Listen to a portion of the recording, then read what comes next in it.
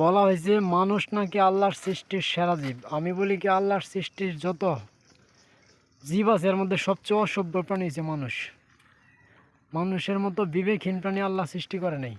এটা শুধু Iraq, Iran, Israel, Afghanistan, ফিলিস্তিনের যুদ্ধ দেখলে বোঝা যাইতো না।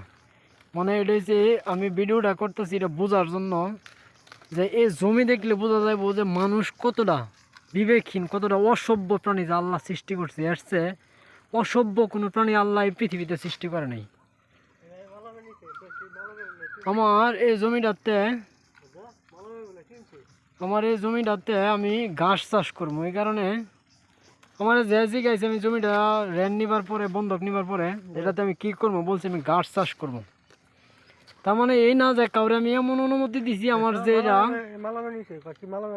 যে কলার গাছের মধ্যে ছড়ি হয়েছে এটা ডাগা কেটে নিব। এই দেন আমি যে জন্য এতক্ষণ ধরে বকর বকর করতেছি, প্রত্যেকটা গাছ ল্যাংড়া হয়ে রয়েছে।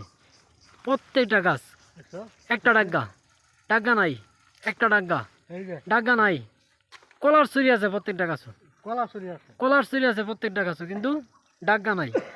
মানুষের সৃষ্টি যত প্রাণী আছে এর মধ্যে যদি সবচেয়ে কোনো অসভ্য জন্তু হয়ে থাকে তাহলে এটা হচ্ছে মানুষ। আল্লাহ সৃষ্টি করছে, এর চেয়ে অসভ্য কোনো জন্তু আল্লাহ সৃষ্টি করে নাই। শুধু এটা দেখানোর জন্য এটা করলাম। ঠিক আছে, আমি বলছি যে আমি এটা বাংলায় ঘাস চাষ করবো, তার মানে এই না যেটার মধ্যে ছড়ি আছে এই গাছেরও টাকাটা কেটে নিতে গেব।